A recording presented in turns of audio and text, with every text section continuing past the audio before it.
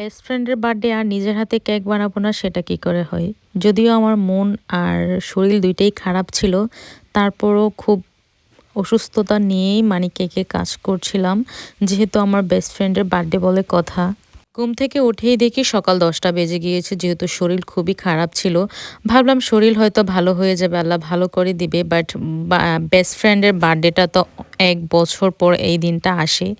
তার বার্থডেতে আমি ছোট্ট কিছু একটা তাকে সারপ্রাইজ দিব না সেটা কি করে হয়। অসুস্থতা নিয়ে আর মন খারাপ নিয়ে চলে গিয়েছিলাম কেকের কাজ করতে। কেকের কাজ করার সময় মোটামুটি মনটা ভালোই হয়ে গিয়েছিল যখন আমি কেকের মধ্যে লিখছিলাম বেস্ট ফ্রেন্ড, কারণ ফার্স্ট টাইম নিজের হাতে কেক বানিয়ে বেস্ট ফ্রেন্ডের বার্থডেতে দেওয়ার ফিলিংসটা অন্যরকম ছিল, অনুভূতিটা। আর বেস্ট ফ্রেন্ডের কাছে নিয়ে যাওয়ার মতো কেউ ছিল না, তাই 2 বোন আর আব্বুকে সাথে নিয়ে গিয়েছিলাম, যেহেতু আমাদেরও কিছু বাইরে কাজ ছিল। আব্বুকে সাথে নিয়ে যাওয়ার কারণ হচ্ছে আব্বুরও কিছু কাজ ছিল, আমাদেরও কিছু কাজ ছিল। পরে আমরা চলে গিয়েছিলাম আমার বেকিংয়ের কিছু জিনিসপত্র কেনার জন্য। কয়েকদিন আগে আমি একটা ভিডিও বানিয়েছিলাম বেকিংয়ের কিছু জিনিস নিয়ে, যার কারণে ওই ভাইয়া আবার ভিডিও দেখে আমাকে বলল যে আপু আপনি আমাদের দোকানে ভিজিট করেন, দেখবেন আপনার থেকেও আমরা মানে কম প্রাইসেই রাখবো। আসলে সত্যি কথা বলতে আমি দিন দিন যত প্রোডাক্ট কিনতেছি তত অভিজ্ঞতাও আমার বাড়তেছে। একেক জায়গা থেকে একেক রকম প্রাইসে কিনতেছি। অনেকেই বলে যে বেকিংয়ের জিনিস থেকে নাকি এক দামই রাখা হয়। আসলে কি যতবারই আমি বিভিন্ন ধরনের শপ থেকে কেনাকাটা করছি, ততবারই মানে কোনো না কোনো প্রোডাক্ট থেকে মানে কম বেশি এরকম হয়েছে। যাই হোক, আজকে যেহেতু ভাইয়ার দোকানে গিয়েছিলাম, ভাইয়ার ব্যবহারও ভালো ছিল আর ভাইয়ার দোকান থেকে আমি একদম সঠিক দাম মতোই সবকিছু কিনতে পেরেছি। সেটা বাসায় আসার পর সবকিছু বিবেচনা করে মনে হলো।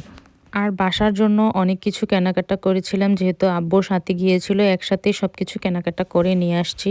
ফ্রোজেন আইটেম অনেক কিছুই নিয়েছিলাম, কারণ যেহেতু এখন মানে শীতের মধ্যে সন্ধ্যার পর বেশি একটা বাহিরে যাওয়া হয় না, আর বাহিরে না যাওয়া হলে তো রেস্টুরেন্টের খাবারও খাওয়া যায় না, যেহেতু আমরা শহরে থাকি না। যার কারণে কি ফ্রোজেন জিনিসগুলো থাকলে বাসায় সন্ধ্যার দিকে নাস্তাটা খাওয়ার তেমন বেশি একটা টেনশন করতে হয় না। আমার ছোট বোনের আবার মানে সন্ধ্যায় তো বাহিরের কিছু না খেলে তার আবার মাথা গরম হয়ে যায়। সে কারণে বাসায় ফ্রোজেন আইটেম সবসময় রাখতে হয় বেশিরভাগ সময়। না হয় তার আবার মানে খুব মন খারাপ থাকে বাহিরের কিছু না খেতে পারলে সন্ধ্যায়। আর এটা আমারও খুব পছন্দ বাহিরের জিনিস। আর আম্মুর হয়তো বেশি একটা পছন্দ না, কারণ আম্মু ভাজাপুরি তেমন বেশি একটা পছন্দ করে না। তারপর তার সাথে গিয়ে দেখলাম বড়ই ছিল, শুকনা বড়ই। তারপরে তো নিয়ে নিয়েছিলাম শুকনা বড়ইও অনেকগুলা, আর নিয়েছিলাম শীতের মধ্যে মানে ভাজা বুট খেতে আবার ভালোই লাগে, যখন আড্ডা দিই সবাই একসাথে বসে তখন এটা খুব পছন্দ। আর এই পেস্ট্রিটা তো মানে মোটামুটি সবাই পছন্দ করে। আমার কাছে দুধ চাটা দিয়ে এই পেস্ট্রিটা অনেক বেশি ভালো লাগে, সে কারণে এই পেস্ট্রিটাও নিয়ে নিয়েছিলাম। আর এই তো এগুলা হচ্ছে আমার সব শখের জিনিস, আবেগের জিনিস, বেকিংয়ের সব কিছু। যেহেতু আমি শ্বশুরবাড়িতে চলে যাব, আর সে কারণে যদিও আমার বেকিংয়ের অনেক কিছুই ছিল, আর এগুলো এক্সট্রাই নিয়ে আসছিলাম যেহেতু বাহিরে গিয়েছি। আর বারবার তো এগুলো কেনাকাটাও করা সম্ভব না, আর আমি বাসায় না থাকলে তো মুক্তাও একা যায় না। আর যার কারণে কি এক্সট্রাই সব কিছু কেনাকাটা করে মানে বাসায় রেখে যাই আর কি, যেন আমি না থাকলেও সে কাজটা কন্টিনিউ করতে পারে। যখনই বেকিংয়ের দোকানে আমি যাই, নতুন নতুন কিছু দেখা মানে আমার নিতেই হবে, এটা মাস্ট বি। যদিও এগুলো আমার বাসায় ছিল, তারপরও এক্সট্রা কিছু কিছু জিনিস আমার মনে হলো যে প্রয়োজন পড়তে পারে, সেগুলোই নিয়ে নিয়েছিলাম। আর এখানে মোমো বানানোর জন্য একটা মোমো কাটার নিয়ে নিয়েছিলাম। আর শীতের মধ্যে আবার বাসায় মোমোটা অনেক বেশি পছন্দ করে। আমরা 2 বোনের মোমো আবার অনেক বেশি পছন্দ, যার কারণে মোমোর কাটারটাও নিয়ে নিয়েছিলাম। আর এইখানে কিছু সুগার বল নিয়ে নিয়েছিলাম। সুগার বলগুলো আবার এখন মার্কেটে খুবই কম পাওয়া যাচ্ছে, কারণ এগুলোর প্রাইস অনেক বেশি বেড়ে গিয়েছে। যার কারণে ভাবলাম যেহেতু ছিল অল্প কিছু করে হলেও এক্সট্রা নিয়ে রাখি, দেখা যায় কাজের সময় আবার পাওয়া যায় না।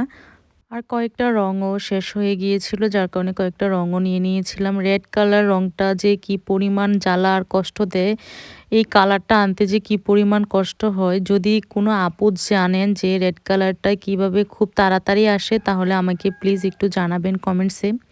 আর আজকে নতুন নতুন কিছু জিনিস আনছিলাম, মানে ফ্রন্ট-এন্ডের কাজের কিছু জিনিস আনছিলাম। যেহেতু ফ্রন্ট-এন্ডের কাজ আমি এখনও করি নাই, শিখবো, যার কারণে এখন আপনাদেরকে ডিটেলস বলতে পারলাম না।